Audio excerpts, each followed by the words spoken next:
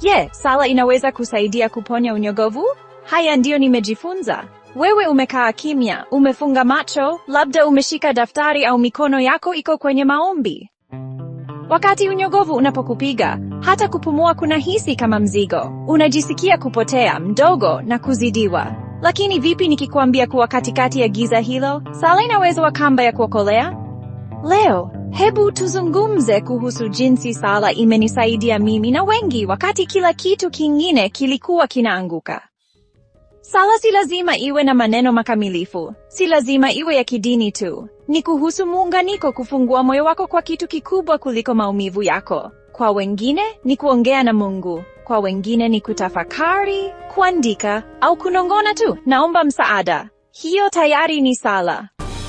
Wakati niko kwenye hali ngumu sana, sala hunisaidia kuachilia mzigo ambao siwezi kuubeba mwenyewe. Hata kama maumivu hayaondoki kabisa, nahisi siko peke yangu tena.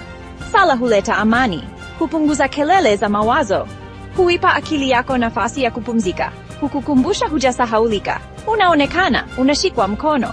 Pia husaidia kubadilisha mtazamo, kutoka kwenye dhoruba ya moyo wako hadi uwezekano wa uponyaji.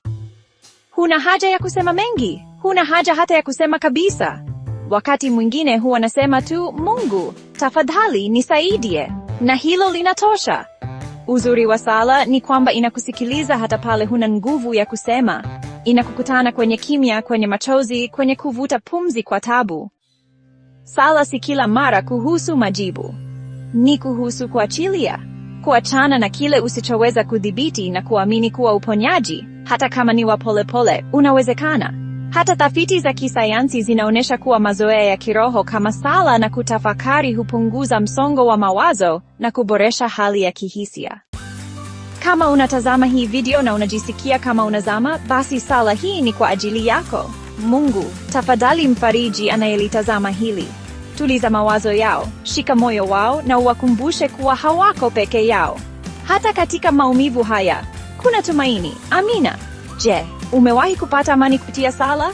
Ningependa kusikia hadithi yako kwenye maoni. Tusaidiane kwenye safari ya uponyaji. Kama ujumbe huu umekugusa, tafadhali bonyeza like, subscribe na share. Huenda ukamgusa mtu anayehitaji utulivu leo. Hujawahi kuwa peke yako. The Healing Diaries.